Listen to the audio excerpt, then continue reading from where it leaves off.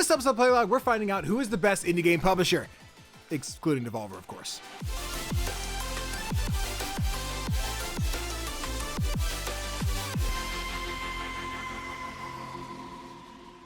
Hey everybody, CGDannyB back again with another episode of Playlog, the podcast we talk all things indie gaming, but of course, can't talk indie games alone because that would be super boring. So, I've got my partner in crime, the Playlist Kids themselves, Tofr. What's poppin', homie?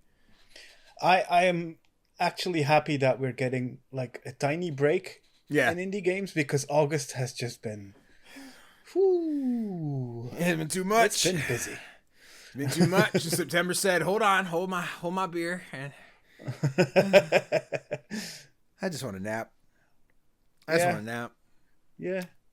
Can't do it. We need time to play these games before we can talk about them, guys. Honestly. All right. New rule: 20 indie games a year, max. That's all we can get. No. Yep. It gives us like 12 of those games we can really just commit to, along with just 8 extra little twinkly ones. We're like, okay, I get a little bit of time, but this one's pretty good. And then we fall in love, we cycle a game, it just works out. One per month with a little sprinkle, be fine. You're good. And we got one of those like hour-long walking sims. Like, that's my January, baby. That's it. That's all I got. All right, maybe 21 games. We'll talk about it. We'll iron it out at the Indie Awards meeting. We'll have a conversation about how that whole thing goes. Make the rules. We have that kind of influence. I do. I'm CGDannyB. Have you heard? I decide. I have more say than Mike Townsend of 6-1 Indie. More say than Joe Grode of Indie Informer. I have more say than... I don't know who else to use. I mean, Shuhei Yoshida. Like, PlayStation indie guy, I could do that. Could you mention him? Too tired for this bit. Anyway! Thank you guys so much for hanging out. Real quick, this is Playlog Podcast, our weekly podcast where we talk about indie gaming news, reviews, and whatever we choose. If you enjoy what we do here, and forget about it. If you enjoy what we do here, be sure to show us some support by doing a few very simple things, such as liking the video if you're on YouTube, or leaving that glorious 5-star review if you're on audio platforms. It's simple, but it goes a long way to helping the show grow. So, you can also be a part of the show by writing in and asking us your questions or recommending your favorite indie games for our bi-monthly book club. Just use the Google form in the description of every episode and have your opinions be heard. Now, on to a bit of housekeeping real quick, because we got a few announcements for you guys. Quick reminder, if you like watching me play some make-believe with a bunch of hot D&D friends, then boy, do I have the show for you. Every Thursday night, I'm taking part in Tales of the Valiant, an ongoing series on the Crit Hit Chronicles Twitch channel, where I'm playing Viking, a beastkin barbarian who's all about getting the job done. And if you're getting in his way, he's going to get a little ornery about it. You can catch the live actual play on Thursday nights at 8 p.m. Eastern Standard Time, 7 p.m. Central on twitch.tv/CritHitChronicles, or watch the VODs on YouTube after. Tofr, someone is blowing up my phone. Oh no. Is it because of the thirst traps? It might be. Oh, it's Obojima. I think they love me. Let me see. Are they in me? And they just put a bunch of smiles. They comment a bunch of smiles. We're connected. Nice. Nice. Probably not, but hey, we'll see. I would like to play Obojima, and I want to play their new game when it comes out. Check out my other TikTok about that. It was cool. Anyway, housekeeping. Another quick reminder, I'll be taking part in a brand new game show this weekend called Mechanics. The premiere episode airs live on Twitch, featuring myself, Specific Egg from No Small Games, and the Indie Maniac, all competing in a show that I don't truly get yet. So, come find out with me when the show airs this Saturday night at 8 p.m. Eastern Standard Time on twitch.tv/Hipmunk. That is HYPMONK. Hipmunk, myself, and Indie Maniac, I think, streamed Chain together a while back. This is the first time we've done anything together since. And then, of course, Emily, we love her from No Small Games, will be participating in this trivia show that I feel like was explained somewhere, and I forget. I don't know what the game is. I don't quite remember what we're doing, so we'll have to figure that out. Going in blind, that's the best way to go in. I think it's still indie focused, so I think I'll get it, but I really don't know. It'll flash in the pan when we get there, so... Let me see. And as our last quick reminder, as part of our podcast, we'll be doing our bi-monthly book club, where we go back and replay some indie classics or finally get around to some modern indies that we just haven't played yet. And for the months of August and September, we're playing Until Then. A fateful meeting sets off a chain reaction, upending Mark's life. People disappear and memories prove unreliable. Uncover the hidden truth with Mark and his friends in this narrative adventure, and race to unravel the mystery before it's too late. Play the game during these next couple months on Steam, PlayStation, or Switch, then head over to our write-in form in the description and give us your thoughts on And until then, for our September 22nd episode of Playlog Podcast, you can join us live on twitch.tv/CGDannyB for the discussion, or catch the upload on Thursday the 24th on youtube.com/@CGDannyB or audio podcast services timestamp. Nailed it, baby. Awooga. Nice. Awooga? Yeah. You know, it's a good noise. It's a good noise. You don't know how to spell it, but like, you know, it's a good noise. Solid noise. When you say awooga, you need your eyes to like pop out of your eyes. But I have my nice glasses on. I don't want to. Speaking of which, if you guys want to buy some Zenny glasses, you can use code CGDannyB at checkout. So, hey, you know what I mean? Yeah, I like these bad boys. I've worn them like every day since PAX East, and yeah, we finally got a code set up. So, hey, at CGDannyB. Nice. Go get your, I think it's 10%. I forget. But you got to check that it actually works in the game. I forget. I haven't bought any yet. They're sending me a new pair. It's going to be great. Nice. Buy glasses. They're really comfortable. What are we talking about? Indie news, right? Indie news. Yeah. Not a whole lot going on with the indie world, except just, you know, the biggest indie game of the year got a release date finally. Tofr. Silksong's happening. We finally have a date. The announcement happened last week before the episode dropped, so we didn't have any discussion about it. We have other things to talk about specifically about Silksong, but hey, how you feel that this game is real, that it's happening? I'm mostly happy for everyone that's excited about it, because it finally feels real. Yeah, I think, and I think if you've been looking forward to this game, to finally have that feeling, to be close enough that you can almost touch it, that must be an amazing feeling. Yeah, it's right there. We got it. Silksong is here. I'm very excited. It'll be out like next week. I think the plan is we'll record the podcast. I mean, that's a Tuesday thing. The podcast will come out, and then I'll probably go live on Twitch for most of the day to try and play some Silksong. That'll be on launch day, yeah. So I'm pretty sure, I didn't double check. I think it's just launching on everything. I'm pretty sure. Last year, I think so. Yeah, Hollow Knight around it was PC, then came to everything else, and Switch is where it popped off and became the phenomenon it is. But I'm hoping to grab it on PlayStation and then just go ham all day. So yeah, it should be a good time. Yeah, I loved the trailer for it. Yeah, it showed off so much goodness, and like I especially loved like the one character that's trying to give her a kiss. Yeah, the little smoochy dude. Punches. Yeah. He's cute. Poor little guy, Hornet. Give him a kiss. I said if I get the choice, I'm giving just a little smoochy. You know, just a little like. Mwah. Here you go. Take it. You can have a smooch. You can have a smooch.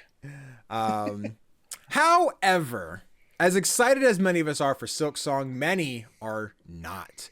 This takes us into our quick indie news where indie devs are delaying their games because of Silksong. Updated. This comes from Aftermath. This is Riley McLeod. Sorry if I butchered that. And Nathan Grayson. This is a very long article. I will not read the whole thing. There's updates on different games are delayed, and they very clearly point out that it's because of Silksong's release. So I'll read the start of it, and then we'll kind of go from there. Hollow Knight Silksong announced a surprise release date of September 4th on Thursday, which is last week. Alongside fans rushing to clear their schedules and games writers who have to plan around a lack of review code, some indie developers are delaying their games in response. Penny Arcade, developers of the slot machine roguelike Clover Pit, announced on Friday that they're moving the game's planned release date from September 3rd to September 26th. In a blog post on Steam titled, "We have to delay Clover Pit a bit. Silksong LOL," they wrote. And then a quote here. Some of you might already have guessed the reason for delay: Hollow Knight Silksong. The release date for Silksong was announced yesterday, and it's only one day after Clover Pit, our original launch date.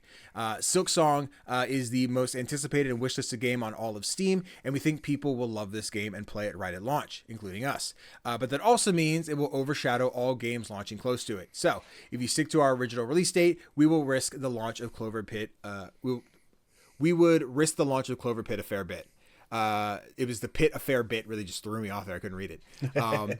We poured our hearts into our little game, so of course we want to give it the best possible shot, end quote. Penny Arcade wrote that they have plans to use a delay to further polish the game. Another indie developer, Frog Team Games, announced Thursday afternoon, shortly after Silksong reveal, they were delaying the demo of their Metroidvania Stomp and the Sword of Miracles from August 29th to an unspecified date. Frog Team wrote that they had been planning to launch a Kickstarter for the game on September 12th, with the demo giving it a little boost beforehand, but they now need to delay the demo for the sake of Stomp's development. I want to give the demo room to shine, and I want to do what I can to make sure the Kickstarter is a success. They also cited Silksong in their statement, and then it shows a Blue Sky post with one of your like cyberpunk screenshot JPEG kind of deals. But the post itself reads, "Heads up, the Stomp demo has had to be suddenly delayed. I'll keep you all up to date when I know what the plan is." And then it goes on a little bit more. We talk about some other games that get delayed. One of the big ones being Demon School, which we were talking about beforehand, which was supposed to come out on September 3rd, and now it's been pushed all the way back to November. There's some other games here. Something else gets mentioned. Baby Steps got announced today that is being delayed to the end of September. Yep, yeah. September 23rd. They have a really cool trailer where it's like the Baby Steps guy walking over a giant statue of Hornet and then falling off. Like, we're delaying our game. I think currently that's what the article, and then it goes into saying like the GTA 6 of indie games, and this is what's happening, etc.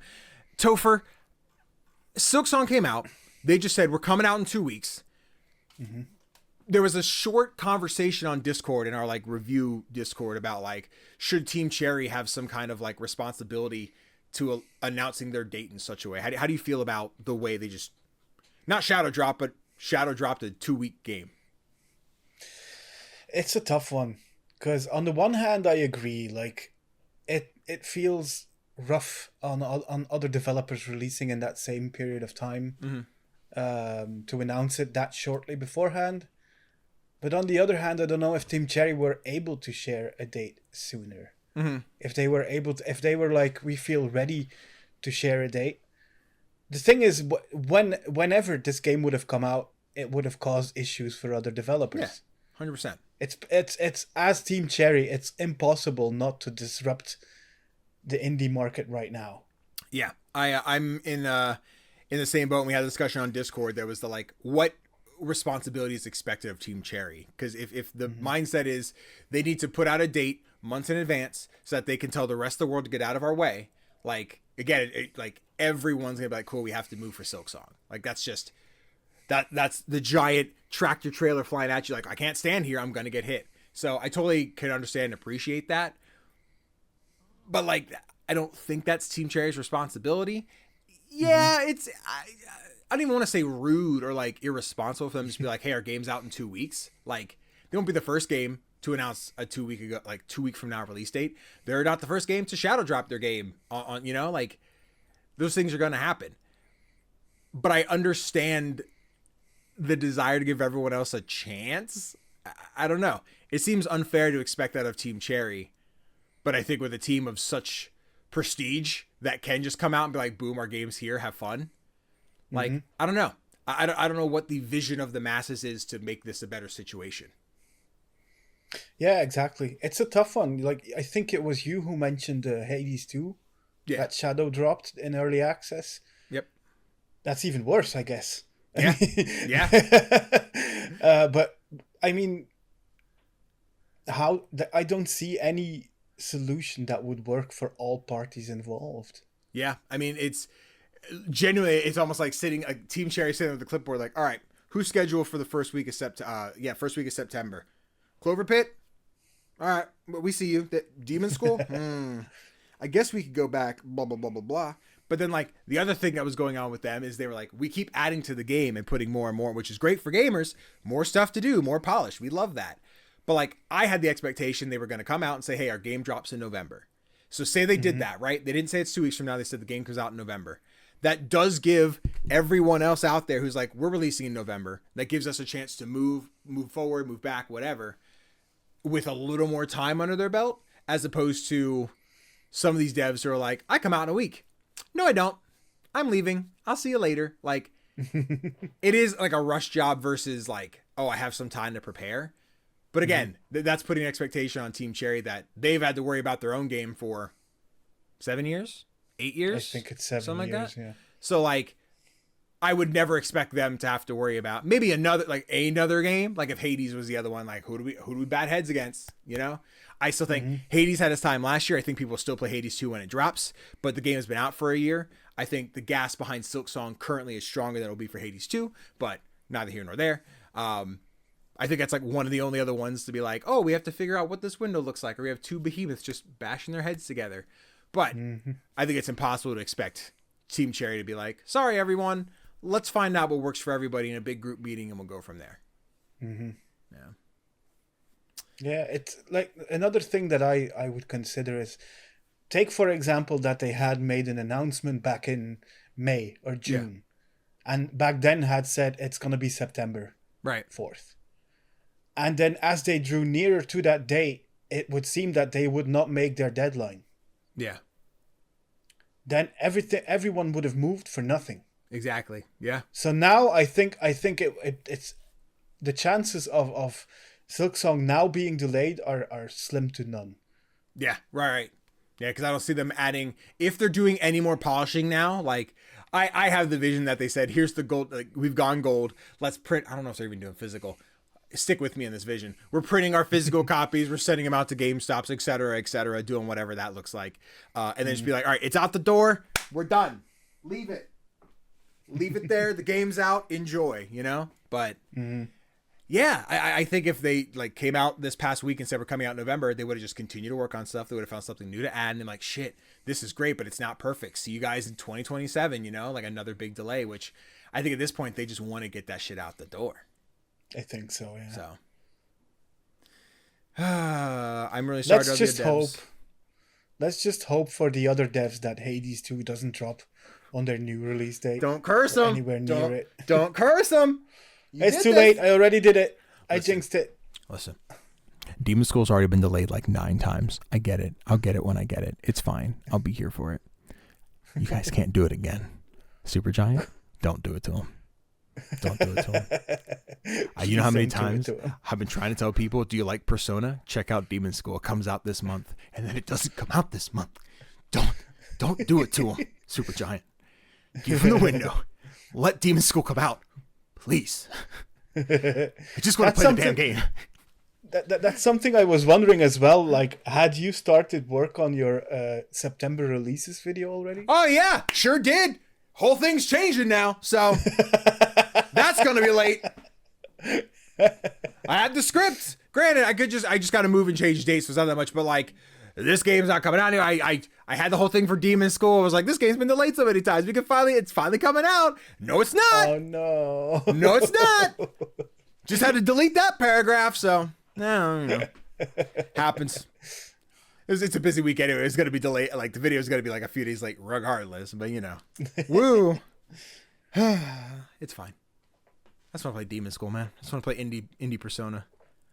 Yeah. Same. Game looks sick. But yeah, timestamp. That's lit. Yeah, let's know what you guys think about Silksong and how they released the release date, and if you had a bigger, better idea of how to make this perfect for everyone, let us know. Maybe you'll be the next CEO of gaming. Who knows? With that out of the way, Tofr, it's time to get on to the topic of the show, which we picked a couple days ago because we didn't really have ourselves organized, but that's fine. You want to tell the people what we're doing? We're doing a battle of the indie publishers to see which is our ultimate favorite non-Devolver digital indie publisher. We decided on not picking Devolver because I would probably have a hard time trying to like fight Danny over this. So we took them out of the equation. We each picked 2 publishers and we represent them with 5 of the games that they've published, and we'll see like which publisher comes out on top. Yeah, absolutely. I think this would be a spot of like, do we decide ourselves? But I could see, I'm thinking here for the TikTok, so stick with me. You guys get the behind the scenes, you're watching the full thing. I think what we do is we quickly go in and we'll be like, first round, you're like, I picked blank, because they give us games like blank and blank and blank without the full descriptions yet. We're like, ooh, that's a good one. Ooh, you're right. You know, and then it's like, well, I picked blank and blank and blank and blank and blank. That's kind of crazy. And then like, who wins? Just for the TikTok part of it, you know? So we get those 2 short forms, we talk about each one. Then of course we'll do the real shit and talk about like the, oh yeah, well, I picked this guy because they had this game, you know, whatever. But that's the vision here for the content. So stick with me. But yeah, how do you want to go first? Do you want me to go first? I can go first. Right, I can go first. All right. Yeah. My first pick for best indie publisher is Fellow Traveler, which might come as no surprise to anyone who's been listening to this. Because they have brought us the likes of Citizen Sleeper 2, Starward Vector, Beacon Pines, 1,000 Times Resist, and Paradise Killer. Interesting. Because I haven't played Paradise Killer. I went to a couple times, and I was like, oh, I gotta get this. I also haven't played Citizen Sleeper, but I know more Citizen Sleeper. Interesting. Because they're like, I'm out here, I'm like, what other Fellow Traveler game would I have put on that list? I looked up Fellow Traveler, gave me a movie. Fellow Travelers? No. It's Traveler with double L. Yeah, I gotta fix that. Here we go. And that's all fine and dandy, taking your Fellow Traveler. They're cool, I guess. They're fine. But I had to tell you, I think I got the absolute heater when I bring in Raw Fury. Oof. They came swinging with Raw Fury because we have games like one you've enjoyed, Tofr, Billionaire. You know, we got a little bit of Billionaire on that list. We got Moonstone Island, Book Club alum. Ooh. We've got Call of the Sea. I think friend of the show, Daphne, big fan of that one. I think we talked about that. I might be making that up. Cool. An absolute banger. My favorite Raw Fury game is Dome Keeper. God, I fucking love Dome Keeper. Nice. That's Raw Fury as well. Yep. And then potential Game of the Year contender for this year, Blueprints. So. Oh, only little game called Blueprints, huh? Mm-hmm. Okay. I should... Just saying, Raw Fury, Fellow Traveler, yeah, tough pick. I don't know. It is a tough pick, but like, I mean, we've got that Citizen Sleeper though. Yeah. No, you're twice. You're right. Twice. No, that's valid. All right, cool. There's the TikTok-isms of it. Now, run through your things here because you got Citizen Sleeper and you have 1,000 Times. This is crazy. Those are good ones. It's like Fellow Traveler doesn't have that many games yet, right? That they've published. But the games they have published have like all been insanely good. Yeah. Paradise Killer, I haven't played much of it because I get I have issues with motion sickness in first person games, and that one sure gave me the motion sickness, but it's so beloved by the people who have played it. Mm-hmm. It's a like this really cool detective game. I can't even explain the whole concept because it's so absurd. Like it has to do with like entire worlds being destroyed and then new worlds coming to life on the back of that, and then in one of those worlds someone has been murdered and you have to solve the murder. Yeah, it's insane. But then of course, we've got Beacon Pines, which is one of my favorites and I think a really underrated title, in which you play a storybook. You have to help Luca solve the problem, the secrets of his town by finding the correct words to use in your storybook, and it's such a cool concept and it's so well done. It's you flash forward, you flash back. There's different endings. There's different things that happen. It's so well done, and nobody seems to be talking about this one. Right. Yeah, Beacon Pines is one I downloaded on Game Pass. Years ago, and it just never got around to. And I remember seeing it, I'm like, this game looks really fun. It was just a matter of always something new to play. I'm like, do I have time for this one? Maybe. Let's see. And then just never made time. I get that, but I think most people have had that same issue, and I think it's a shame. I think people are missing out. But then, of course, these two games might be really good. But having a top 3 of like Citizen Sleeper 1 and 2 and 1,000 Times Resist. Yeah. Citizen Sleeper, the first game, was like all round beloved, with its TTRPG influenced gameplay, its beautiful writing, its beautiful art. The sequel seems to have gone a little bit more under the radar. I think it suffers from having released in January, which isn't like the biggest month for indie games. But yeah, and we also have 1,000 Times Resist, which has redefined how video games can tell narratives. Yeah. So yeah, I'm banking on my top 3 here mostly. All right, I see you. I get it. I see it. I see the collection. When I went with Raw Fury, because I was looking at like what the other indie publishers like are out there. And cause I'll do honorable mentions after because I had two. I was like, these are good. I won't take them now. But like as I sat looking at Raw Fury, I was like, they're big. What do they have? Like what? Because for whatever reason, the only game that immediately sticks in my head with Raw Fury is Friends versus Friends, which I wasn't the biggest fan of. I thought it was fun, but it was the competitive shooter. You had the sweaty dudes come in. I'm like, unless I'm playing with a friend, it's just not very fun. Like if I'm literally just playing PvP with a rando, it's all sweats. I'm like, this isn't great. I don't enjoy this. Nope. I'm just dying. But yeah, like even going through, I was about to start listening to other shit. But I'm like, no, we stay with the ones we picked. We got it. Looking at the recent ones, I'm like Billionaire. I know Tofr loves Billionaire. We talked about that one on the podcast. I think that was the Next Fest one we talked about.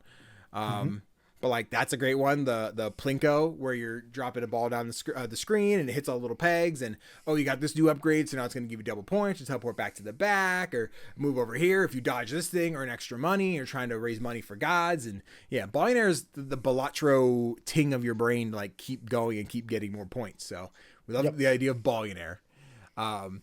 Huge one because again we did Moonstone Island for a book club. Not the biggest on like life sim, farming sim, survival kind of games. But Moonstone Island did a lot with the life sim, the creature catcher, and then the deck builder portion, kind of slapped them all together and said like, here's a cute little game. Hope you like it. And then made this really hot blacksmith girl with pink hair be like, hey, you got a nice butt. I'm like, I'm kind of into it. I'm here for it. What's up? What you doing? What you doing? Then I found out that's how it works in real life. You just have baddies jump into your DMs like, oh, I see. This is how it works. I understand. And then, of course, Call of the Sea was a Let's Play I did a few years back. First-person puzzle game. You're playing as a woman going after her missing husband. And then things get all puzzly and mermaidy, and there's sea monsters, and what's happening here? And I don't really know. I was a big fan of that one just visually. Yeah, Call of the Sea is just a really fun experience.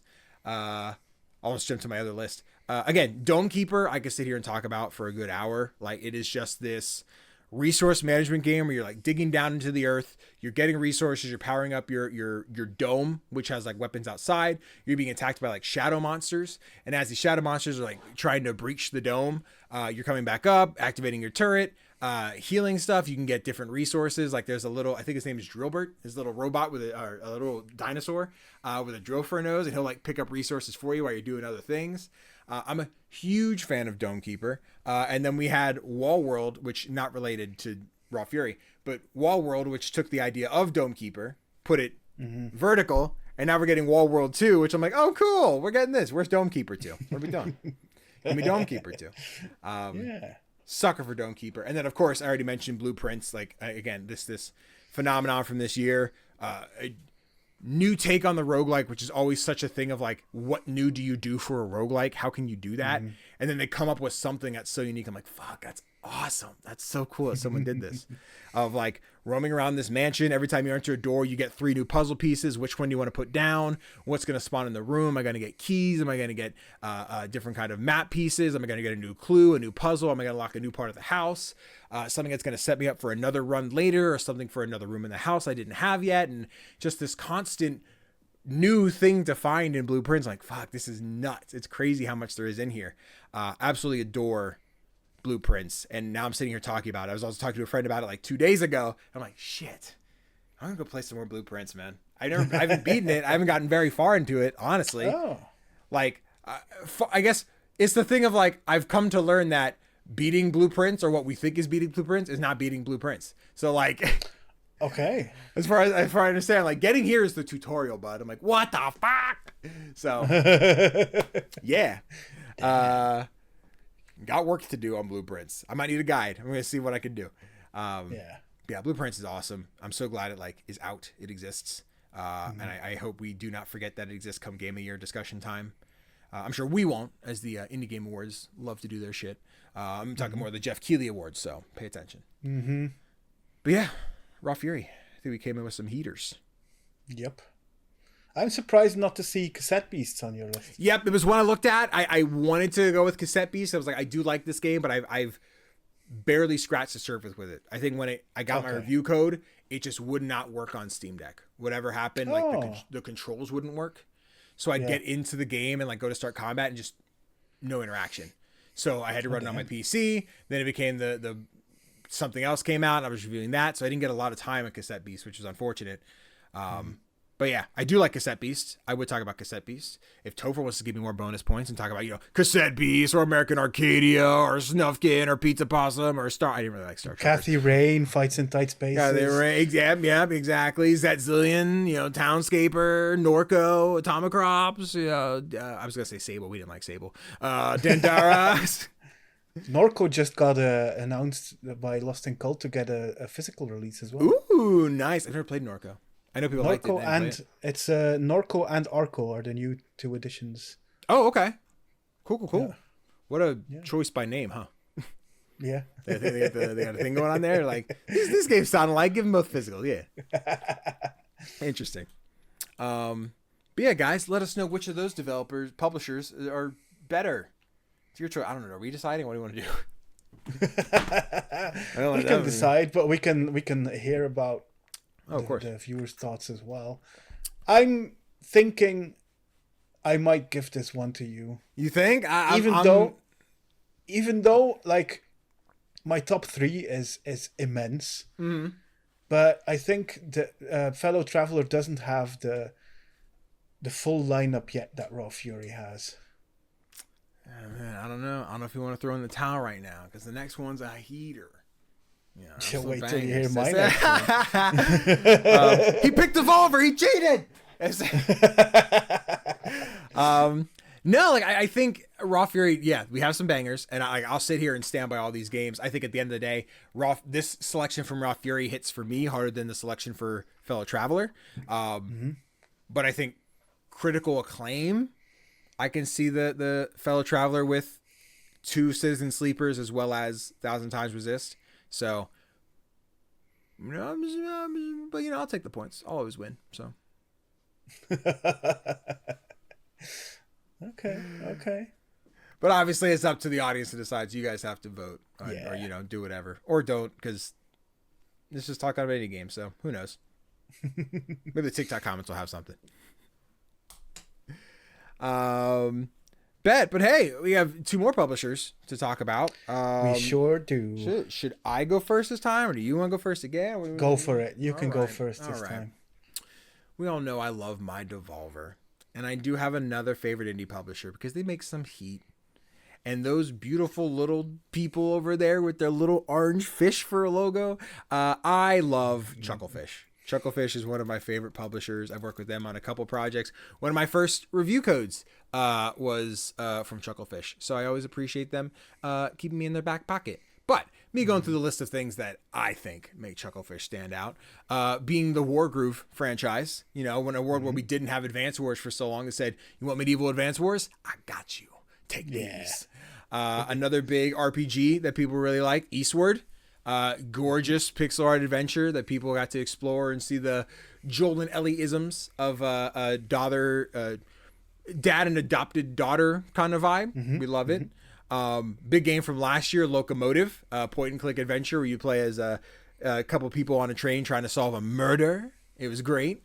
Witchbrook, still not out, but it's gonna come out, and Chuckle Fish is publishing it. And people like the we're using games that haven't come out yet. I am. Witchbrook, it'll be here someday, and then this will count. But then, of course, the real reason we picked Chuckle Fish, because they have, bar none, the best deck building roguelike to ever exist on this planet, and that's Wild Frost. It's Wild Frost. Don't clear your throat on your own time, because Wild Frost is here, baby. We love Wild Frost. I love this game. But yeah, Chuckle Fish, they kill it. Chuckle Fish, they do have some good games. They do, yeah. Those are some interesting picks for sure. You pouring? But how about we get some Stone Cold classics in? Okay. Because I've chosen Annapurna Interactive. Never heard of them. Never. I remember in one of our very first episodes that you asked me who's like the indie developer, and I said Annapurna, and you just laughed for like 10 minutes straight or something. I did. I was like, I don't even. You just said vowels. That wasn't even a thing. You didn't say a word. But let's hear it for Outer Wilds, not my favorite game, but beloved by so many people, seen as one of the best indie games of all time. We have What Remains of Edith Finch, which is probably the walking simulator of all time. We have The Pathless, which I haven't played, but so many people have fallen in love with. Sounds like it doesn't count. I don't know. We've got Sayonara Wild Hearts, which is probably the best story about heartbreak in all of indie games. And we've got Donut County, because that game is so goddamn fun. I'm not trying to give you points. I'm just saying you could have picked better games. I'm watching. Better games. I'm looking at Better Wonder games. Stop. I'm looking at Cocoon. I'm looking at Storyteller. I'm looking at Neon White and Stray and Solar Ash and The Artful Escape. You know what? Actually, I think you lose by default because Annapurna also published 12 Minutes, which a lot of people didn't like. Pretty weird game. You played 12 Minutes? I haven't and I won't. Yeah, I'm just saying. You kind of lose because you have 12 Minutes. I don't know, man. I also have The Unfinished Swan. I also have Thirsty Suitors. I had Wonderstop as a reserve pick. But you have 12 minutes. The Artful Escape. But you it have doesn't 12 matter. minutes. It kind of does. Matter. It kind of does. No, listen.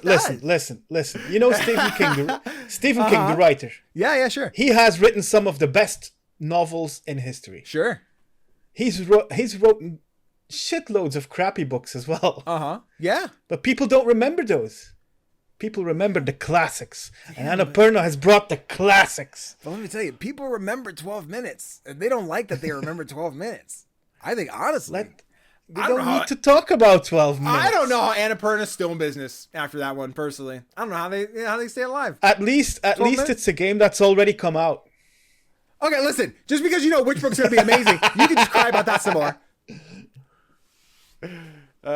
You had to include a game that hadn't released yet because you couldn't find 5 games. That's bullshit. That's some bullshit because I could have used Inmost. I could have used Pathway. I could have used Time Spinner. I could have used Starbound. I could have done a lot of different things. I could have used... hold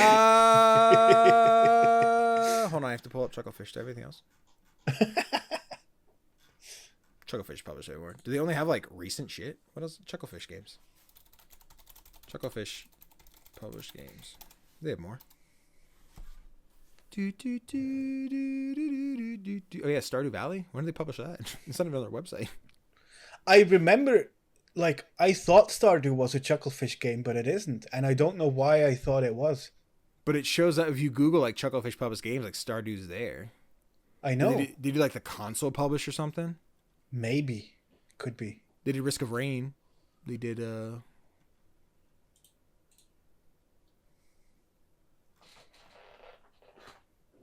didn't do. I'm wondering if it's a weird they did Starbound. Everyone's like, oh yeah, Starbound and Stardew are the same game.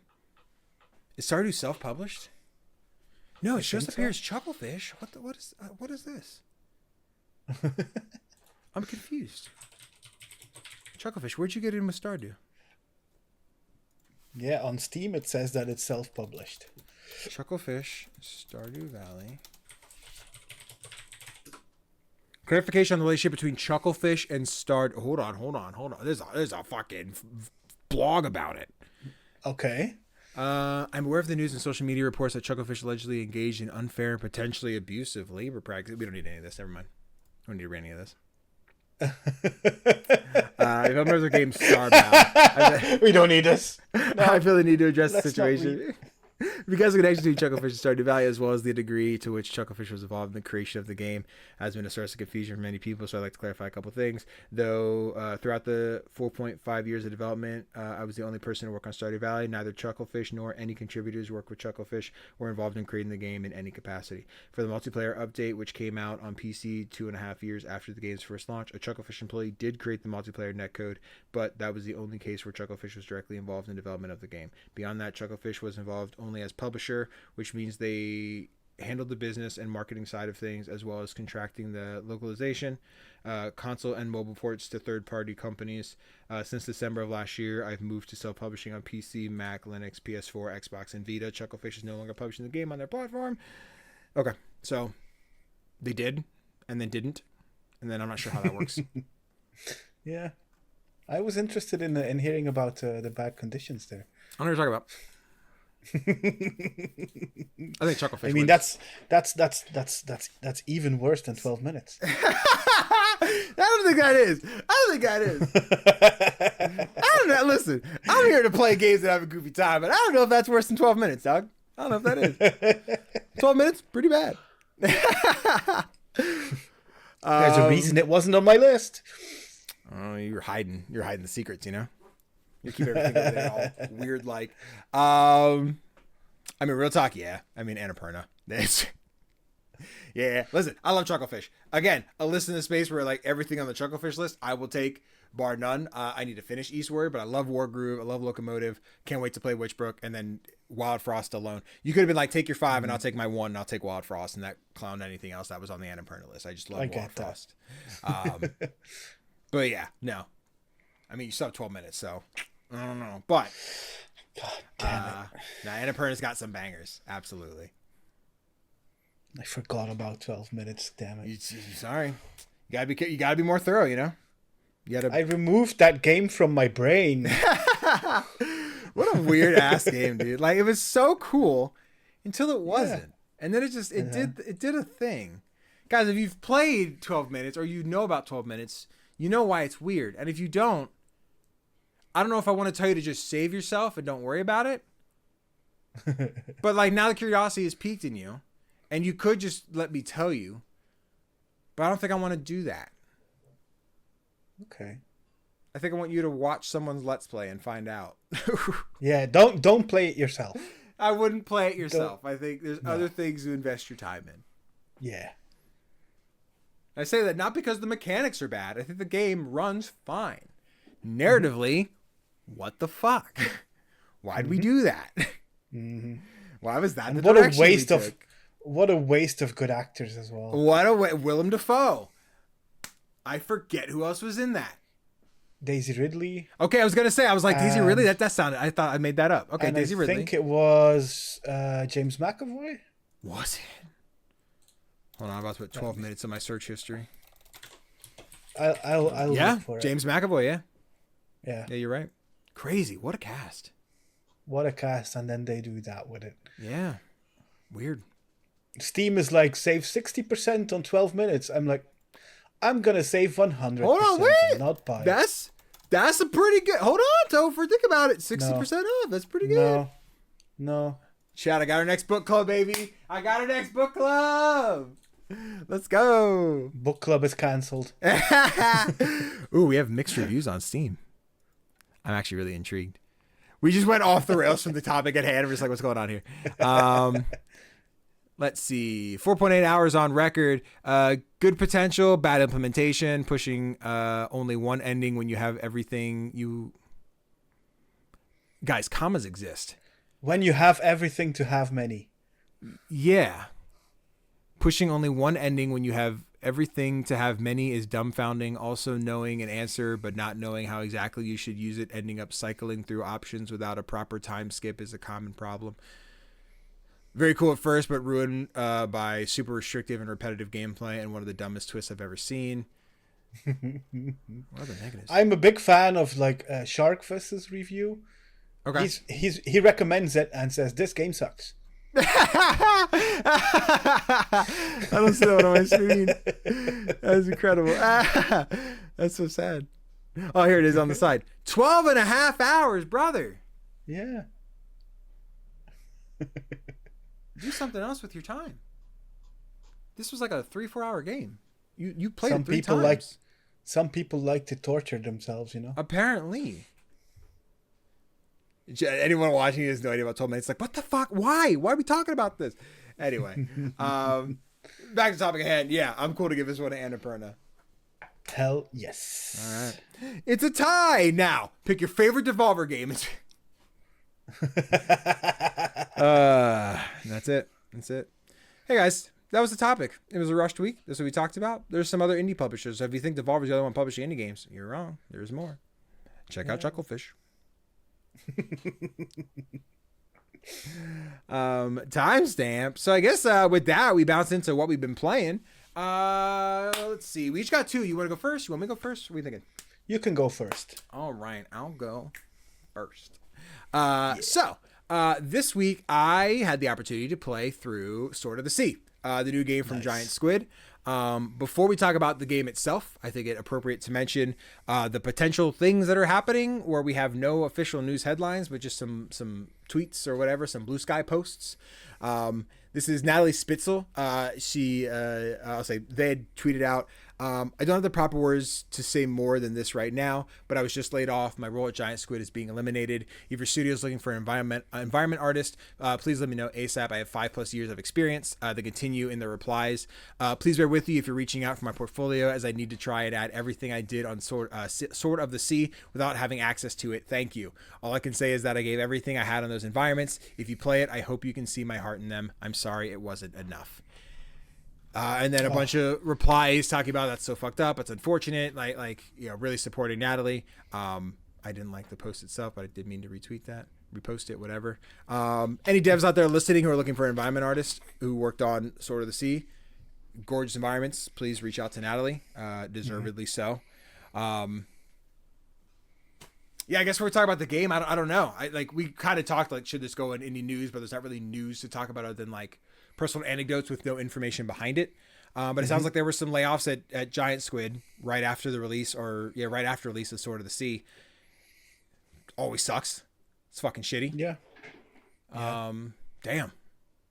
Most of the replies that I've seen talk about the fact that we've had studios release bad games that failed, and they had to do layoffs. Yeah.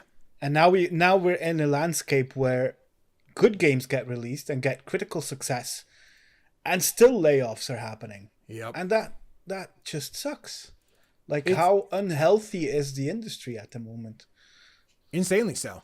Awful. And I don't know, as somebody who doesn't work in games specifically, developing them, it seems like everyone has a different metric of success, and what decides how much money we made fast enough that allows you to keep people in. The fucking cynical part of me is just some CEO didn't make enough money this month, so they want to decide that I got to lay people off so that income can go in my pocket, so I make my little change purse a little bit more full, or whatever the case is. I don't know. I'm just being angry about it. But we'll talk about Sword of the Sea in a second. Fuck, is this game beautiful. Holy goddamn shit. This game fucking beautiful. So the fact that Natalie lost their position shortly after this game came to be, really shitty. Because damn did they kill it. Damn did they fucking kill it. I'm sure they were, I don't know if they were exclusive environment. I can't imagine they worked alone on this. I'm sure there was a team with them and other people to work on it. But just Natalie being the spokesperson for this post, goddamn Natalie. Holy shit. You fucking murdered it in the best way possible. Damn. Yeah. That's what makes her final line in her post so heartbreaking. Yeah. That she said it's not enough. That one breaks me. Wild, because it's very much good enough. Way better. Fuck. Also what bothers me a little about this. So in June, Bithell Games released Tron, what was it called? The newest Tron game. I want to say Revolution. That's not it. I can't think what it's called. No. Yeah. And that game didn't do as well as hoped, and they had to do layoffs. Right. Catalyst. And Mike Bithell, the head of Bithell Games, yep. He was the first person to recommend all of the people he had to let go to other studios. And he was doing shout outs, reaching out. And with Giant Squid, we've heard nothing from them. Yeah. Yeah. And she mentions in her post that she doesn't even have access to everything she's done. That's the shittiest Sword of the part, Sea. right? Especially the fact when you just instantly get locked out. Because now, what you do for a living, that has been the access to that has been taken away from you. So you're trying to convince someone else to help me continue to do my living by doing what I do, and all the proof I have of the things that I do is locked behind the door to you. How do I get that? That's insane. I hate that. I hope that's just a weird miscommunication. They can get that squared away. Because I just want to see Natalie's portfolio layouts. I want to see the fun little black border with the illustration in the middle, the key concept art along the way. Here's what it looked like at the end, and being Natalie did it. Let's go. It looks great. Man. Yeah, I'm hoping we get word soon on what exactly is happening. This is shitty. Super shitty. It is. But why don't you tell us how good of a job she did? Yes, let me tell you how good of a job she did, because this is Natalie's game. Natalie, you fucking killed it in this game. And I say that not to take away from anyone else who did amazing stuff in here. I have not seen other tweets or posts from you guys. But Natalie, I did. I'm finding footage that works. Mute this desktop. So I played through Sword of the Sea. It was about a 3-4-ish hour experience that I paused a little too many times. So it took me, I think my clock's like 7 hours. But for those who are familiar with Giant Squid, who have made games like The Pathless, who have made Abzu, and I believe the team is made up of people who have worked on Journey. This game is the 2025 Journey, right? For better or for worse. It is beautiful. It is lovely. It is emotional and explorative. I think the only detriment that comes from that is, how do you recreate the magic that was Journey? When you do that the first time and experience the openness, the exploration of Journey, and just trying to find yourself moving forward, completing whatever tasks are in the way with this big, open, beautiful desert, it's hard to get that magic again. I think this game has moments that just expel that magic all over. But I think head to toe, Journey felt more magical as a first time experience than I think Sword of the Sea did. That being said, mechanically, I think Sword of the Sea is right up my alley and feels amazing. For anyone unfamiliar, Sword of the Sea, again, is this big open world experience. You're playing as this mysterious character with masks and robes and everything, and you have this magical sword that you surf on throughout the desert. And where this desert is used to be this big oceanic kind of world, and you are trying to revive all of the different waterways by using your sword, activating different portals, and then initiating the rebirth of like these ocean creatures so they're back. I'm going to jump forward a little bit to find better footage of this. Let me see, what's this one? Stop going to the top screen. Stay down here. Fucking chat. It's currently free on PlayStation Plus if you have the premium or extra tiers. So it launched on the platform. So I would recommend playing it there. If you have PlayStation, if not, pick it up. It's really good. But yeah, you explore the world. Please show me the fucking sword. I have a lot of desert here, man. What are you doing? Here we go. Let me show you some of this. It's not a surprise that you have a lot of desert. It's a lot of desert.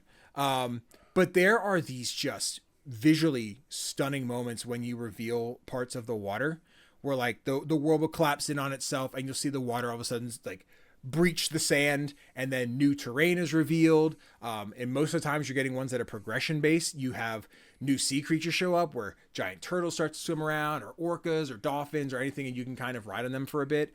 There's trophies for like touching down and flying on each one of them. The whole thing is you collecting currency, which you can turn into this like a mysterious merchant who can then give you new abilities for your sword. So you can do tricks in the air, you can get a speed boost. There's all kinds of different just fun new things to make your gameplay a little bit smoother. None of it was ever like essential, I think. I mean, as you progress a little bit more because you want to earn extra points and stuff. But like most of it is just moving forward, exploring the environments and seeing what else you can find. My favorite thing visually is the way the water is represented on the ground, because it almost becomes, have you ever seen one of those cool tables where they carve out the wood and then they pour the resin in and you can see the ocean through the resin? It's that. The earth is that all the time. It is so beautiful. I love it because you'll be swimming around. It's almost like you're walking on water, like you're walking on the water of your own fish tank and being like, look, I can see my fishies. It's stunning, dude. Absolutely beautiful. Realistically, I think it's like 5 or 6 different sections of the world. You go in, you unlock the new waterway, which opens a new gate, takes you to the next area. Each one is going in and finding, I got to get this gate open so I can get to the water gate and do that. So it's step after step. If you're getting a little bit lost, once you release one of the waterways, there are like this school of fish that are swimming in a direction, kind of telling you where you need to go. There's also this mysterious character that follows you around. Ooh, I wonder what they're doing. What are they doing here? I don't know. I don't think it's a spoiler. I don't think this is confirmed. Someone else might know. The character looks like the character from The Pathless, so I don't know if that's a thing. Where I'm like, are you that character? You look different. Or are you that character? Interesting. Yeah. And then as you progress, you'll find jars on the ground, which as you activate, all of them, they'll do, again, another waterway or activate ice, water, anything to happen. It was just this magical experience where this is normally something I would want to explore the world and have some kind of show on in the background. But I enjoyed the music so much. I enjoyed the visuals. I wanted to just immerse myself in this, which is why you'd see me pause so much, because I didn't want to, like, any worldly distractions that were getting in my way. I'm like, you can't interrupt me right now. I'm doing this. So I had to pause. So I have so much footage that's like 3 minutes of pausing, because I'd immediately unpause and then something beautiful would happen. I go to clip it. I'm like, cool. This 3-minute clip is 2.5 minutes of pause menu and then 30 seconds of, wow, look at this. It's crazy.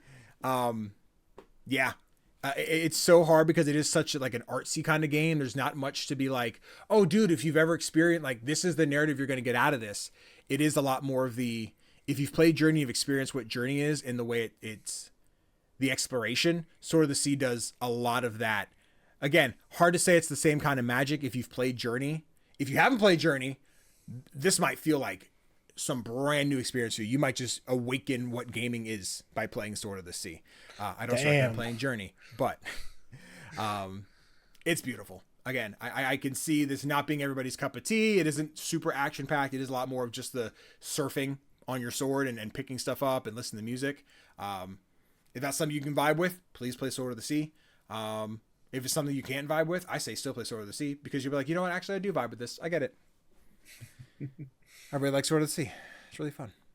I mean, you just said it might awaken what gaming is to you. Like, that's quite the recommendation. What can I say? You know, again, like it's the same thing of Journey, right? Like, I played Journey in college for the first time. I didn't play Journey when it came out. I didn't have the platformers on when it launched, and then it was just a like, when will I get around to it? Eventually, it was free on PlayStation 4, so I downloaded and tried it, and I remember like hearing about Journey but never touching it, never getting it. I think it was 2013 is when Journey came out, which is when I graduated high school.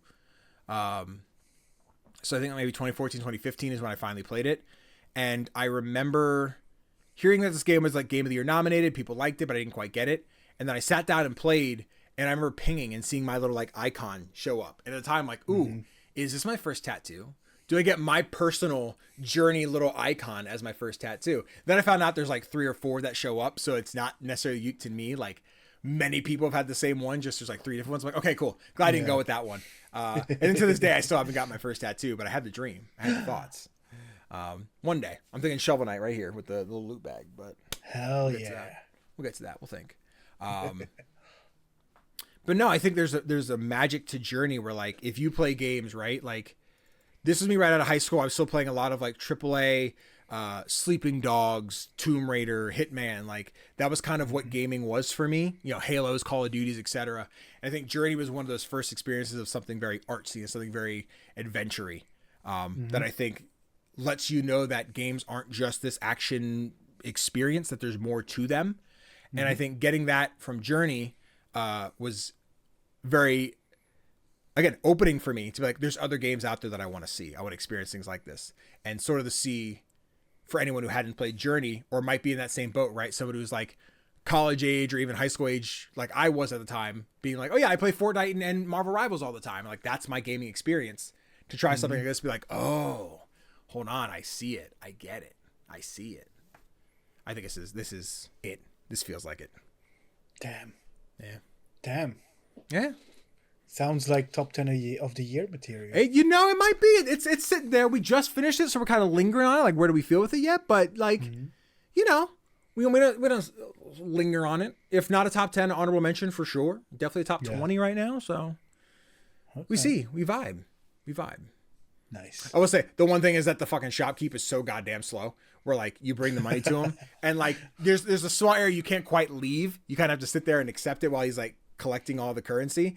And like here you can see, I'm like skating away really slow. I'm like, could you let me leave, please, so I can go back to surfing? I wish I could just leave my cloud and then you go. But yeah, really cool game. Would recommend Sword of the Sea. Please play it and give Natalie her fucking job back. Yeah. If they want it, you know. If they want it. But timestamp. Tofr, what you got? Yes. I have been playing a game that I was looking forward to for months now. I used to work in a supermarket. I've worked in retail jobs most of my adult life. And I actually like working in supermarkets. Like, for a lot of people, working in supermarkets is like a job that you have to do. I Yep. actually like it. So when Discounty came out, Uh-huh. I was like, hell yeah, a game where I run my own supermarket? Bring it! Yeah, in Discounty you move to the town of Blomkast, which is where your aunt lives, and your aunt runs a Discounty supermarket. It used to be a different supermarket, and she just acquired the Discounty license. So you're starting from scratch. There's like, when you arrive on your first day, there's literally nothing there. But then you get your shelves, you get your coolers, you start to get goods to put in your store, and you help your customers. And in a similar vein to like your farming sims, you help out the local community by doing stuff for them or with them, um, both during working hours and outside of them. So you each day you work from 9 to 5. At 5 o'clock the shop closes, and then outside of those hours you have time to like wander around the village, talk to people, get to know them, do missions. Um, it's really cool because the people in Blomkast are messy as fuck. There's like so much going on, and it's all there's so much history here. There's people who can't stand each other. There's people who want to like who want the best for others. There's people who don't want the best for others. Um, it's so much fun. The game is limited though to its story. Right. So it's not like in Stardew Valley where you can just keep on playing. Once the story is over here, the game is done. Okay. Like you can keep playing, but there's like no progression anymore. Your Sure. store won't get any bigger. You can just watch the numbers go up, I guess, and go for Okay. like your achievements and stuff. Yeah. But it's really cool. It's really interesting to see how like what you do affects the others in town. Like, for example, one of the things that your aunt asks you to do is to expand the shop. But to expand the shop, you have to buy the building next door that's empty. It used to be a tea shop, and but it's been empty for a couple of years now because the guy who owned it had to retire. So you decide to buy that shop and expand, but then the townspeople aren't happy because that tea shop, that was like the legacy of the person who used to run it. Yeah. And now that legacy is gone. So people aren't happy with you, even though it was your aunt who made you do it. Fucking auntie. Yeah. Ruining my But life. there's like plenty of consequences to everything that you do. Outside of your shop, you also make deals with local, like the local farmer, the local fisherman, and making these deals will also influence their stories and how close you get to them, stuff like that. Yeah. It's just really charming. The visual style is fantastic. I adore this pixel art. It's one of my favorites, like maybe just behind the first Moonlighter. Okay. Okay. That's how much I like this art style. I kind of wish the game was one that I could keep playing forever Okay. in a similar way to Stardew, but I'm really happy with the time I spent with it. The Cool. game finishes off in a really cool way as well. It's a really well-rounded story. So yeah, this is August was a month of cozy game releases. We Yep. had so many of them, and I do think this county was my favorite of the lot of them. Hell yeah. I'm excited to get into it more. I've I've started it. I've basically gotten through like a part of the tutorial. I ran the shop for the first day. I hung up the 3 posters I had to do around town. That's kind of where I stopped. Yeah. Because I got a key for PlayStation, which is great. But if I'm not at home, I don't really have means to play unless I'm sitting here playing it. So, Yeah. a little tough to get the time in that I would like. But I think it's really cute. It's really cozy. I'm intrigued at the input for the money portion of it, right? Because you put the register, but you use like the right thumbstick, and your kind of pivot point is 5 on the calculator. You have to go up left for the 7, down right for the 3, and then like input, and then you have to like R2 to hit the circle. So like it's interesting. It's very confusing is not the word at first. It's very like unique in the way you have to control it. Yeah. But definitely like I could feel after a few turns, I'm like, okay, I'm adjusting to this. I'm getting it. Right now I'm very slow. But eventually I'll just be like, ding, ding, ding, ding, ding, ding, and just like knock out how to put in something in the fucking calculator real quick. Yeah. So I think that's really cool. But and that's all I've seen in the shop. I'm sure it evolves more and more as you go. But yeah, I was also looking forward to discounting for quite some time. I remember talking to them on Twitter at one point and being like, I want to make a video about games I follow on Twitter. And then that never came out. But like the thumbnail in the drive from like whenever I get to this was discounting. So yeah, I'm very excited to finally dig into this one, hopefully soon. Go for it. The thing with the number input, right? Mm-hmm. At first it feels clumsy, and then after a while it feels so intuitive. It's really weird. But then you can upgrade your register and get like a scanner instead of having to put in the prices. Okay. And that makes everything go so much faster. Give me the scanner. I love it. Yeah, like you already spoke on the pixel art. Yeah, I'm a big fan of it. I think it's weird because I think a lot of people like reduce indies to pixel art game, which like to them sounds like it's a bad thing. I'm like, no, I love pixel art. We don't get enough pixel art anymore because AAA's do a lot of 3D, which I do love 3D. I think it's great. I think it's could give the medium in a different way. But like, man, pixel art just hits so different. There's something so nostalgic and comfy about it. So like when we get a cool pixel art game, I'm all for it. Yeah. Discounting. Go play it. Discounting, guys. Go play it. Or will you? Who knows? Auntie's making people mad at you. Oh no. Thanks, Auntie. Bet, yeah. You know, I will go play discounting. Tonight, probably not. I have Helldivers. You have way too many things to do. Democracy.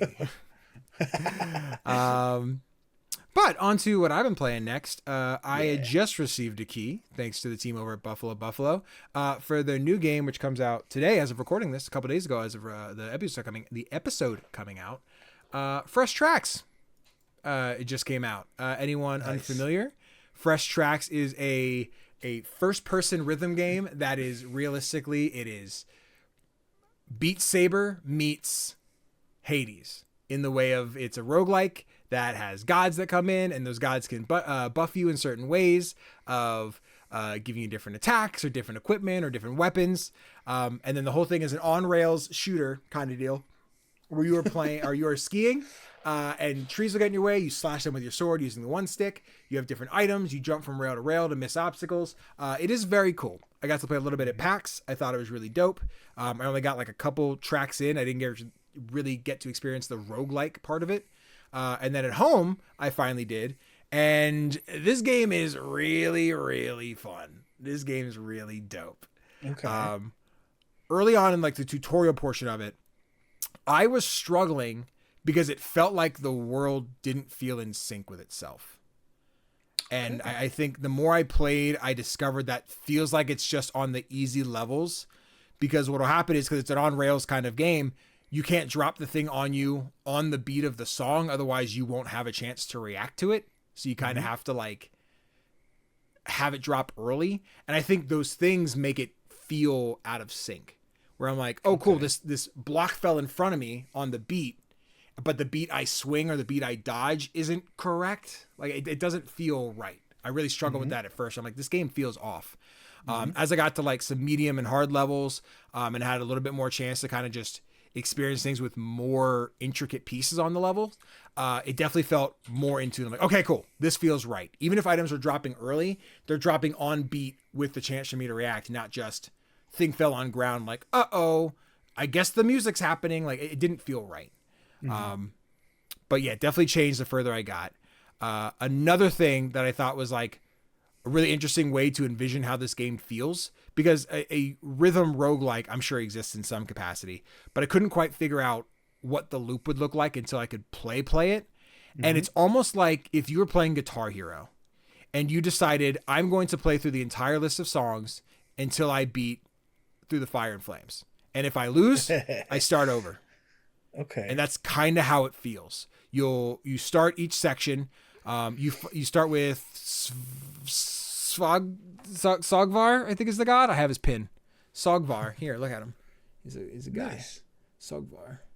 There he is. you start with him. Well, he's the first boss. You'll encounter him. And then once you get him, he gives you some new perks. He gives you the chance for a new telling of a story. And he's like the first milestone, right? So almost think about going Hades when you get to Meg. Now, once I got to Meg, that's the first boss I beat. And then I go into the second area. Then I go after the skeleton, serpent, snake, Hydra. Thank you. I couldn't find the words. But it's, and then you beat Sagvar and then move on to the next god, right? And it's beating 3 levels, boss, 3 levels, boss, 3 levels, boss. I've only gotten to the second boss. I've beaten them now. I've just unlocked them as like a perk. So that's really cool. Okay. But yeah, it is the getting to the boss and losing and starting over where like, you're not necessarily playing the same tracks. You go down a path and it's like, cool, do you want to go left, right, or straight? And usually each one is a different song. It'll be like, you can go left, you can get an extra jump, but it's hard. You can go right and get some extra healing right now, but that one is easy. So like the benefits aren't super great. Like it's an easy level. You don't get great perks. The other way is, you know, so it's really picking what you want to do and where you're going to get more money. There's echoes, so you can permanently unlock different upgrades. So it is really finding like your path and which songs you want to replay. The music in this game fucking slaps. Okay. Like I was expecting a very just like medieval, godly, just instrumental kind of track. Nah, they got lyrics. They're banging. There's one song I think it's called Echoes. Fucking love it. It's amazing. I love that track. Some of these I'm like, when we do CGDannyB coming up soon, I'm like, some of this might be the backing track. Honestly, this might be the combat music. It's pretty good. It's really good. I like it. But yeah, I really enjoy the rhythm mechanics of this. I think this morning I told you I woke up circulation low. My hands were just cold. I had to turn on the PlayStation to update a game, and I had put it in rest mode and didn't close the game. And the second boss, their upgrade is called Encore. So if you die, they'll restart the track one time for free without like losing the run. Ooh. I'm like, oh, cool. That's where I left off. Let me just do that real quick. Fucking got just shit on. I was like, yeah, let me warm up real quick. I just started on like a medium to hard level difficulty. I'm like, nope, I'm doing really bad. This is not good. This is really rough. So it was a struggle, but I think starting fresh and doing a new run would be beneficial. And I'm hoping I can like play through it and at least see all the gods and what they do. The other important thing is that I mentioned like each god changes the narrative of the story. So like you go through the first boss, which tells you the story of Edwin McCain. That's not his name. That's obviously a music artist. But you're going to like, this is the dude's story, right? And then you get Sagvar. When you get back there again, he retells that story from another perspective. I forget the finer details, but then you get the second boss, which is like a two mat. I think it's Dram and something. I can't think of their names. They're not on the screen. Anyway, it's like 2 gods. And they're more of like the theatrical, the happy and the sad mask kind of gimmick, right? And they tell the story, the same story, but he's like, he was looking for an heir to his throne and his son was nowhere to be seen, but he forgot he had many daughters, all who approached him with sword in hand. Like, whoa, what is happening? What, the daughters, where'd they come from? And it's like a very like cool way of telling the story to music in like another way. And there's metal versus classical versus, I don't know, other styles are in here. But it's really fun. Like I was not hesitant, but after playing at PAX, I got to experience the gameplay, but not the roguelike loop because I didn't make it far enough to experience what that looked like. So I didn't quite know what I was getting into until I got to play it myself with no time limits, no like, hey, I have people in line behind you. And finally getting in, I'm like, got it. Okay, this is cool. This is really dope. It looks cool. Like, I love the design of the swords and the enemy designs as well. It's also fun and like some parts, like we're watching gameplay from your stream. Yeah. And at some parts where you have to dodge, you can just see you dodging in your chair. Once, as they got more intense and there was more stuff happening, because there's just moving on tracks, right? Just left and right. But there's also a leaning mechanic. So there might be a wall that's kind of leaning to the left. So you have to hit like one of the left bumpers so you can lean this way. And there's usually like these half transparent kind of podiums that stand there. So you kind of have an idea of what's coming up so you can lean. But if there's too many on the screen, like I couldn't register without getting into it. So here I'm like, okay, got it. I can see, I go right, left, straight, squat, up, left. And like there's moments, right, where I'm like jump and slash and jump and slash and jump and slash and jump and slash. I'm just like singing over the song. I'm like, but I need this or I'll mess it up. I need this or I'll mess it up. Jump and slash and jump and slash and jump it. Like it was, and that was a very me thing. I'm sure if anyone else wants to steal that, royalties, please pay me for the rights to use my gameplay mechanics. You know, the Nemesis system. But I definitely had to adjust and find like my way of not messing up some of these levels. I think the only thing I thought interesting, right? Because I had someone who's been following the game for a while join my chat. And unfortunately, they kind of lied to me a couple times, being like, oh, you did a thing. I'm like, oh, did I? And then like the thing would happen. I'm like, what was this? Like, that's not what happened. I'm like, that's what you told me happened. What do you mean? So thanks, Ashlyn. But I was interested because it is, if you're playing with like Sogvar, right? If that's the god you choose and you like their kit, you're, to go back to Guitar Hero part, right? Of like, you're replaying a song that you kind of already know. Like if I've replayed through Fire and Flames 50 times on Guitar Hero on the same difficulty, I know how that song is going to go. I know how it plays. So I'm wondering how repetitive it gets to have to replay. Let's go back to the good old days of vinyls, right? You know, where I'm like, I want to listen to track number 5, but I can't just exactly put the needle down where I want and say, yes, I'm on track number 5. I kind of have to start fresh, you know? Like, I mean, you can, you just stick with me. But yeah, like it's that, like, do I have to play through 3 levels before I get to like the boss encounter? So how monotonous does it get? I like that I can still pick different tracks. It's not a lot of variety in like each section, but still I get to be like, oh, cool. I don't want to do Echoes again. I don't want to do the Still Mountains again, but like, you know, just in case I know how to do that one. So it's an easy one to get through. Yeah. But I think because it is a rhythm game and it doesn't give you a whole lot of freedom to just do something else. Again, like I play a roguelike, I put on something to watch in the background while I just fight through something like Hades versus this where I'm like, I really can't put something else on while I'm doing a rhythm game. I'm kind of here. So like I do have to commit like all my time to doing this in those kind of moments where I'm repeating stuff. So just a thought I had. I have no actual thoughts on how that feels or changes, just something I'm expecting as I get further in, like, oh, I got to do this again. Yeah, I get that. Do you know, is the game's music, is it original to the game? I believe so. I think so. Okay. I'm pretty sure. Nice. I had the 4 god. The voice acting is also amazing for the gods so far. The one doing Sogvar, I do not remember his name. The person he's in Until Dawn. Hold on. Okay.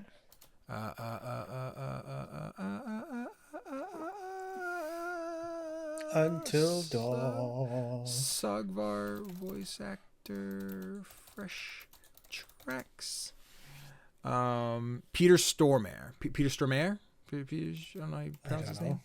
I'm pulling up his face. This gentleman here. I think he plays the therapist dude in Until Dawn. Yeah. He plays Sogvar, and he every time he does narration, I'm like, oh, you're fucking killing it, dude. Oh, this is awesome. This sounds great. Like, nice. The rest of the cast I was unfamiliar with. They were like, some of them were in Lego games, some were in like some anime. I'm like, I don't know these roles as well, but like everyone I've heard so far has killed it. So I have expectation that they're all going to do amazing. Yeah. But yeah, Fresh Tracks is out today for us, and it's already out now on, from what I understand, Steam and PlayStation. The website shows Xbox, but there's no like Xbox page or anything yet. So maybe there is weird. Now. Yep. Excuse me, I'm not entirely sure. So listen, the PlayStation is an Xbox nowadays. Yeah, listen. It's all an Xbox, baby. Yeah. Except apparently for the ROG Ally, which won't let you play your Xbox games. That can't be right. That sounds wrong. No. Like the ones I own, or like my Game Pass stuff? Like what the damn? I think it's the PC versions of games that it's gonna run. I can't believe it. That's and the only games that if you have an Xbox and you want to run those games on the ROG Ally, you'll have to be fortunate that those games are able to be streamed to the Ally. Yeah, because that's the only way you're gonna play them on that device. Well, it's a bit weird. There's your answer, team. Now you know. Weird choice. Rog it out.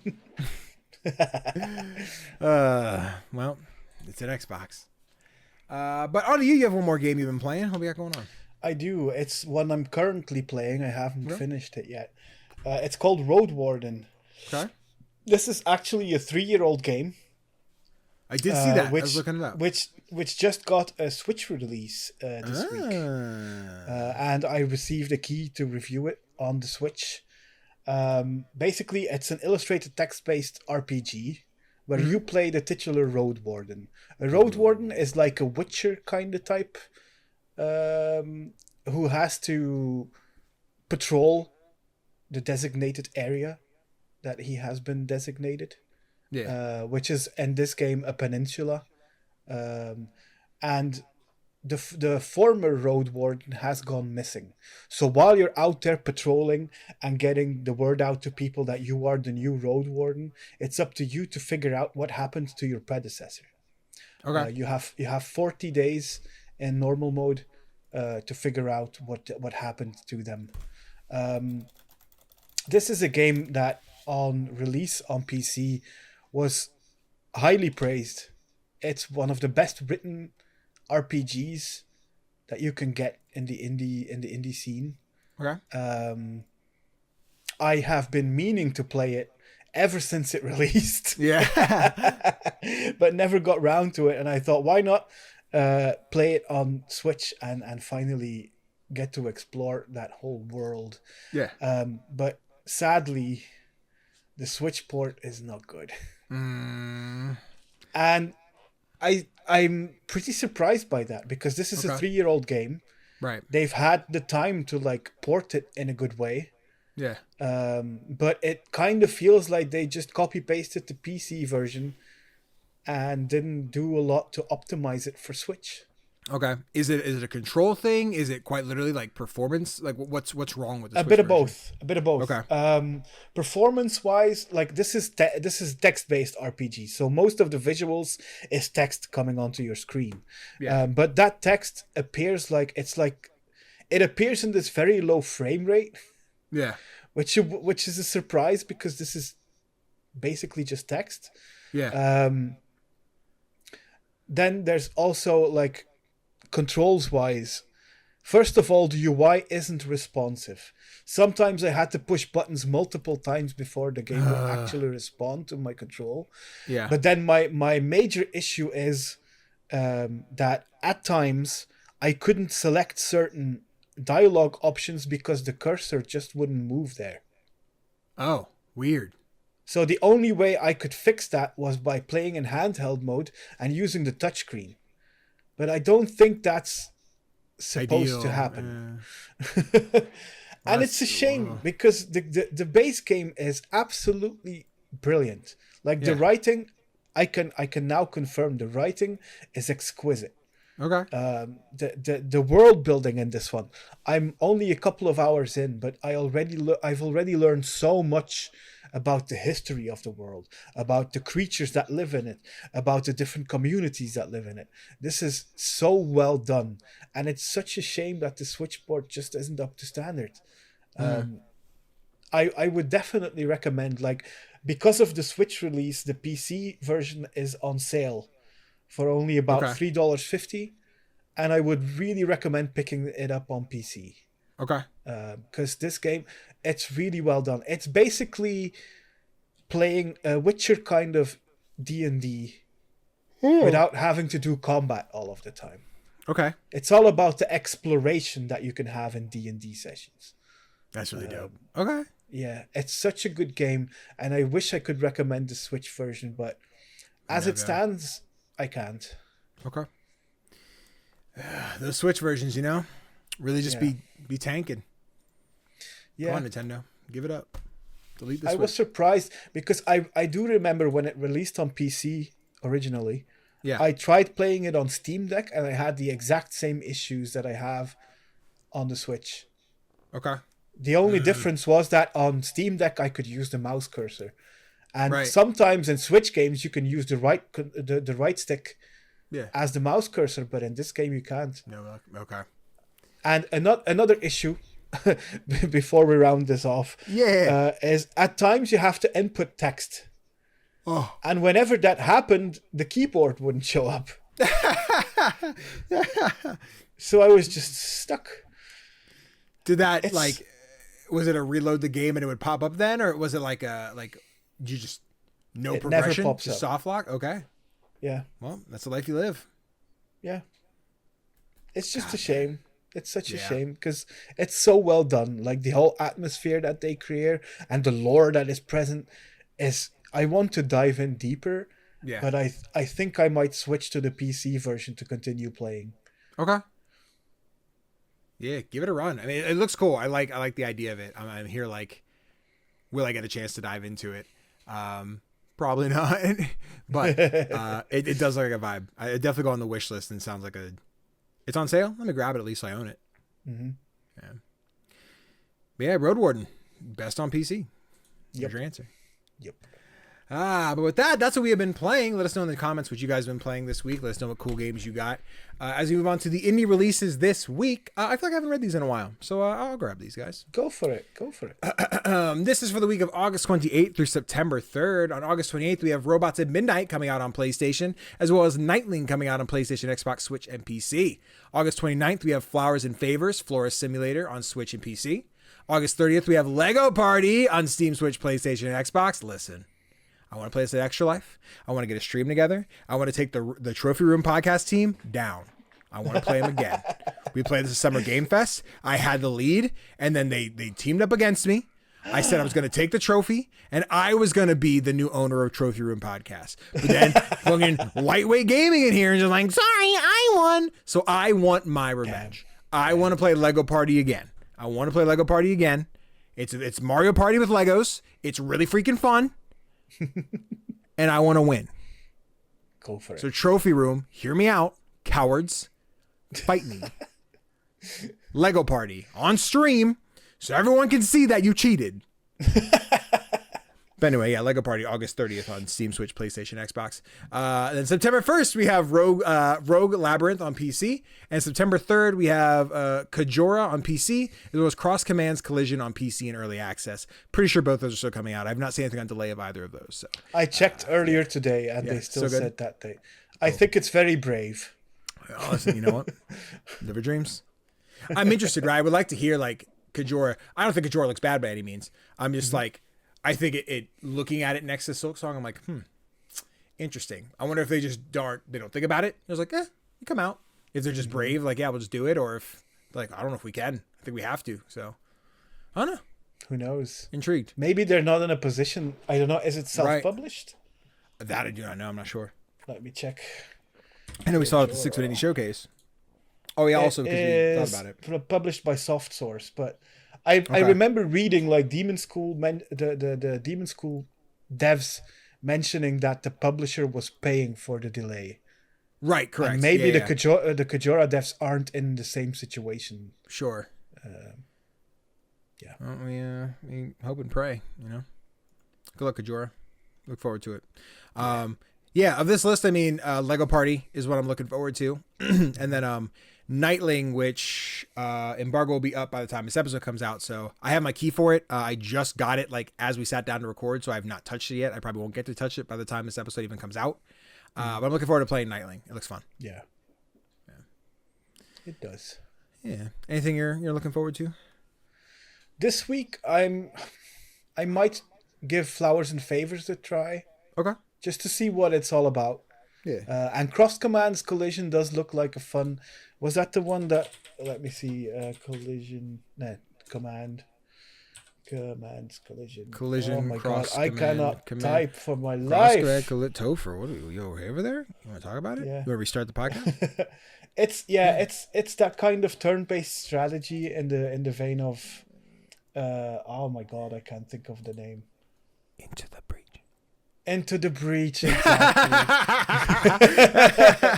And I really dig Into the Breach, so this one might be one that I give a try. Okay, cool. Oh yeah, looks dope. But yeah, guys, those are the games coming out this week. Let us know what you're going to be playing. As we move into our indie spotlight, this is where we spotlight indie games that don't have the attention or upcoming ones that you should be keeping on your radar, which eventually I'll give you an upcoming one. Right now, I'm still doing a lot of the ones that are already out. Just like today, where I'm talking about Hirocato, the delivery hero. I met Gabriel on TikTok a while back. For fans of Geometry Dash, this is an awesome game. You are playing as Hirocato, and their whole thing is you are a cat delivering food. You're basically an Uber where you're parkouring through levels, dropping off food for people. And it is the getting the rhythm of the music. When do you jump? When do you slide? When do you use the momentum to move forward? I really enjoyed this game. I think I knocked it out in a single stream. I probably did in I think 4 hours or so. Had a great time, got frustrated because I kept dying. It does the thing of you have to deliver your food in 5 minutes. And as you keep dying a level, you're like, you're running out of time. They're going to cancel the order. You better hurry up. Meanwhile, it's all in this cyberpunk neon city kind of thing. And it's all that. It's all just the Geometry Dash running as a cat kind of gameplay. But nice. I really enjoyed it. I will continue to be if you like Geometry Dash, I know you sickos are out there. You all love Geometry Dash. It doesn't have the custom levels like you do, right? Where you're making fucking impossible things just so you have nothing to do with your day. But pop off, kings and queens and whatever gender neutral royalty there is out there. But being man, what a fun time. I really liked Hirocato. So you guys should check that one out as well. Yeah, I remember you talking about this one before, and it was quite surprising to see that it only has 11 Steam reviews. Oh, that's rough. I need to leave one then. Yeah. No, this game fucking rocks. It's really cool. Go in there. I'll have to do that later. I'll leave the bookmark up. Cool. Go for it. Yeah, Hirocato, Delivery Hero. Check it out on Steam. It's really cool. I hope we get console port. I like to play it on PlayStation. It'd be fun. That would be fun. Yeah. And timestamp. And with that, Tofr, we've come to the end of our show. Oh. Yeah, I know. We gotta leave. That's it. No more. I got nothing else to say ever. It's over. Guys, thank you so much for hanging out for this episode of Playlog. If you enjoyed, if you're watching on YouTube, be sure to leave that thumbs up. It really helps the video. Let us a comment and say how much you enjoyed the episode. Or if you didn't, leave that too, I guess. Engagement's king. I don't know. And if you're on Spotify, Amazon, whatever, leave that 5-star review. It really helps the show. You only got to do it one time because it goes for the whole show. And if you haven't done it yet, hey, it's free. Help us. And later you'll be like, I did that. I made that show pop off. So I'd appreciate it. Tofr, if little stinkly winklies on the internet want to find you, where could they go? The easiest way is through my Linktree, which is Play Nice Kids in one word. And of course, there's my reviews and the reviews of my colleagues over at somanygames.co.uk. Exactly. Guys, if you want to find me at CGDannyB all over the internet, you can find me there. Don't forget, tonight should be Tales of the Valiant. I think the last couple of weeks we've had to call off just because last minute people were not able to make it or scheduling. You know what? It's fine. So tonight, I think Tales of the Valiant is on. So you should be there. Nice. Because we left off on a mission, and I don't know what should be there. And then also Saturday, come out to the Hip Monk channel, watch us do some mechanics, this new game show. Again, I don't know what it is, but we'll find out live. So I'm sure I'll ping it on socials as we go live. Nice. Yeah. Don't forget to go play Until Then. Just download it today. Should be fun. Gonna be a good time. Goddamn it, Donut for video listeners, you know. Love it. Go read Dungeon Crawler Carl. It's a really fun book series. That's it. Thank you guys for watching. See you in the next one.